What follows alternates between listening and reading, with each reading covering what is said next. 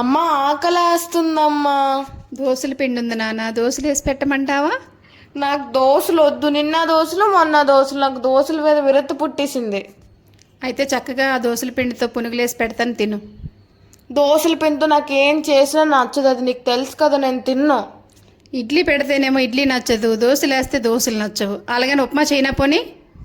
ఉప్మా ఏంటమ్మా, అసలు తినబుద్దేదు ఉప్మా, యాక్. పోనీ మ్యాగీ తెచ్చుకోనన్నా, చక్కగా మ్యాగీ చేసి పెడతాను. ఇప్పుడు నేను షాప్కి వెళ్ళాను మమ్మీ.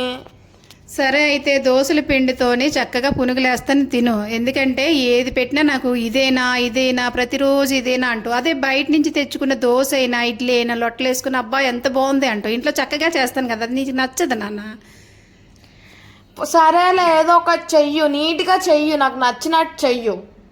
ఇంట్లో చేసేది ఏదైనా నీట్గానే ఉంటుంది, బయట తెచ్చుకున్నదే చక్కగా నీకు రుచిగా ఉంటుంది కదా, ఇంట్లో చేసిందే చక్కగా ఉంటుంది, తిను. ఇప్పుడు పునుగులు వేస్తున్నాను. సరేలే, ఆ ప్రాసెస్ ఏంటో నేను చూస్తా, చెప్తావా కొంచెం? చూడు. ఏం చేసావు? ఫస్ట్ దోశల పిండి తీసుకున్నావు, తర్వాత అదేంటి కరివేపాకు, అది కరివేపాకు కట్ చేసావు, తర్వాత పచ్చిమిరపకాయలు కట్ చేసావు, ఉల్లిపాయలు కూడా కట్ చేసావు, బాగా కలుపుతున్నావు, అంతేనా? కాదు, అందులో కొంచెం మైదా కూడా వేసుకుంటే చాలా బాగా వస్తాయి మెత్తగా తినడానికి. మైదా? అమ్మా మైదా తినకూడదని నువ్వు అంటావు కదమ్మా. అంటే అంతా కాదు, కొంచెం 2 స్పూన్లు, అంతా మైదాతోనే తినకూడదు. పొరాటాలు అలాంటివి ఉంటాయి కదా, అలా ఎక్కువగా మైదాతో బయట చేసినే తినకూడదు. ఇంట్లో చపాతీ పిండితో చేసుకుని ఏవైనా తినచ్చు. ఇందులో చక్కగా మెత్తగా రావాలంటే మైదా పిండి వేసుకోవాలి. సర్లే, నువ్వు చేస్తే ఒప్పు, నేను చేస్తే తప్పు. ఇప్పుడు కళాయి పెట్టావు, దీంట్లో మళ్ళీ ఏం జీలకర్ర వేసావు? నాకు జీలకర్ర నచ్చదు కదమ్మా.